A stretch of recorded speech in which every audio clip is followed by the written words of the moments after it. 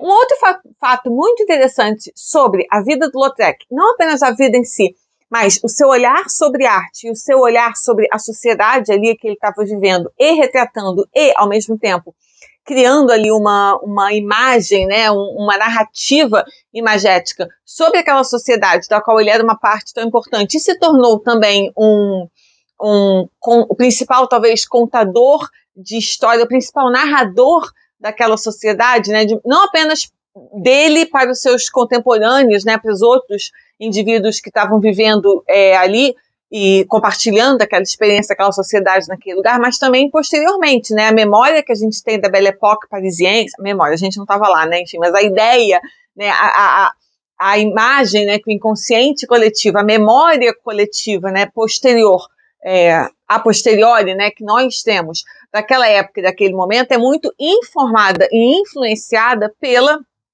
por essa imagética narrativa criada pelo Toulouse-Lautrec. E uma coisa que ele fez é que ele antecipou esse culto imagético às celebridades, né, esse olho que ele tinha para as celebridades, antecipou, de certa forma, o do Andy Warhol tanto tempo depois. Mas eles tinham essa percepção sobre a relação da sociedade com a celebridade que era muito próxima. Eles tinham esse olhar para perceber a adoração que nós, né, civis, que a sociedade, né, como um todo tinha em relação às celebridades. Eles perceberam, né, o poder imagético, o poder narrativo que as celebridades tinham. Então, né, e de colocá-los na sua arte, de colocá-los enquanto objetos de adoração imagética, como tinham sido antes as imagens religiosas.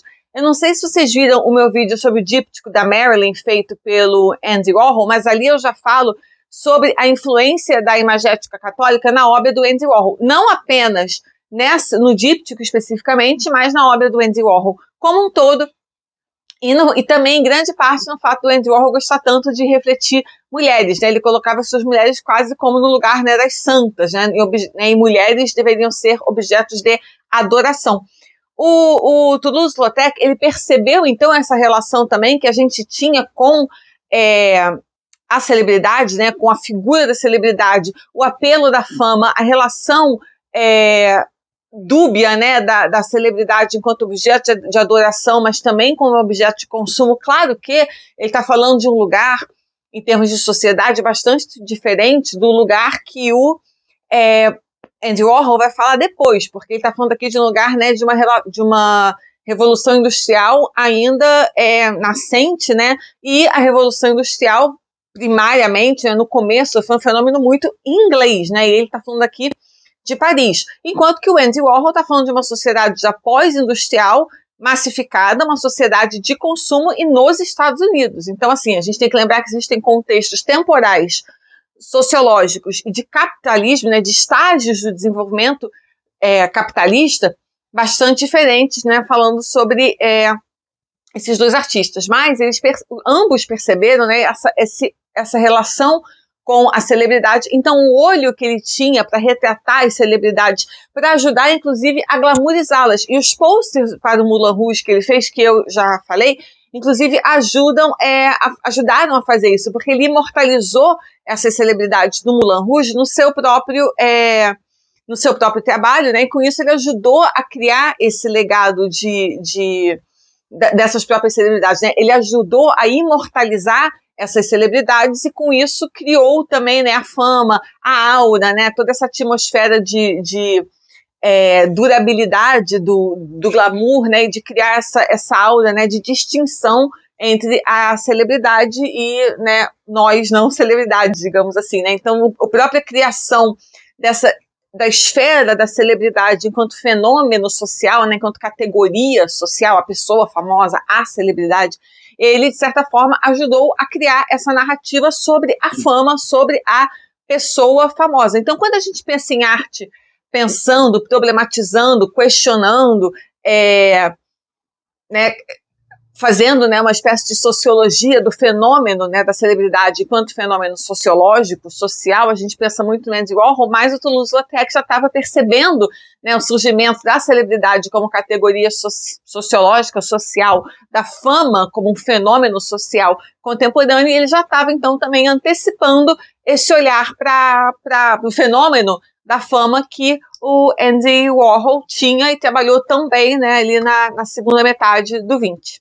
Outro fato interessante sobre a vida dele, eu falei que ele era um excepcional cozinheiro, inclusive existe o livro de receitas, que foi inclusive ilustrado por ele próprio, quem quiser, existe para comprar, acho que se você entrar na Amazon tem, acho que não tem nenhuma edição recente, mas existe, é possível comprar. E ele também inventou um coquetel, que era 3 partes gin, 3 partes absinto. Imaginem os efeitos dessa bebida, não por acaso foi batizada de terremoto, por causa das consequências que ela tinha no organismo de quem conseguisse beber essa bebida. Ele bebia sem o menor problema, mas eu imagino que realmente não é uma bebida que deve ser facilmente encarada por qualquer um, né? Eu, com certeza, não conseguiria. O Toulouse-Lautrec, como os impressionistas antes dele e outros pós-impressionistas, muito notadamente o Van Gogh, foi influenciado pela arte japonesa, né, o chamado japonismo. Aliás, eu estou preparando também um vídeo sobre a influência da arte japonesa no impressionismo, foi enorme. Então, se vocês não quiserem também perder esse vídeo, assim como outros, não deixem de se inscrever e clicar ali no sininho para receber as notificações, para receberem outros, né, os novos vídeos à medida que eles forem chegando. Mas vamos nos deter aqui na influência japonesa sobre o Toulouse-Lautrec. As impressões em madeira estavam típicas japonesas, estavam muito em moda na Paris do fim do século, e elas exerceram uma influência muito poderosa nos impressionistas.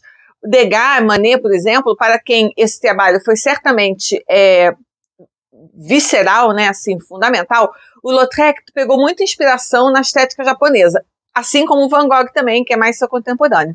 Os seus ângulos composicionais muito não convencionais e muitas vezes cortados, né? Eles têm cortes, assim, né? Não são inteiros, né? Como se tivessem sido cortados, assim como numa fotografia. O uso da silhueta, a sua ênfase em contornos e o seu tratamento do espaço eram típicos dessas impressões japonesas. A ênfase do Lautrec em performers individuais também lembra os temas, né, os sujeitos das chamadas pinturas do mundo flutuante, as quais muito frequentemente retratavam atores, cortesãs e músicos. Assim como o próprio Lautrec também, como eu acabei de falar, também retratava muito os cantores, né, as estrelas do Moulin Rouge, as dançarinas, as cantoras, os compositores, né, os artistas do palco ali, né? Então, da mesma forma que, né, apareciam também nessa temática japonesa. Uma outra coisa que ele adorava retratar, e muitas das suas obras mais famosas, algumas das suas consideradas melhores também, retratam elas, as damas da noite, as prostitutas. Sim, ele pintou muitas prostitutas, mas não era só uma questão de fetichização, não. Tem uma razão um pouco mais complexa pela qual ele pintou tantas prostitutas. Inclusive, muitas dos seus retratos, né, ou pinturas de prostitutas eram bastante humanistas. E elas revelavam uma sensibilidade até incomum, como na Woman Before a Mirror, por exemplo.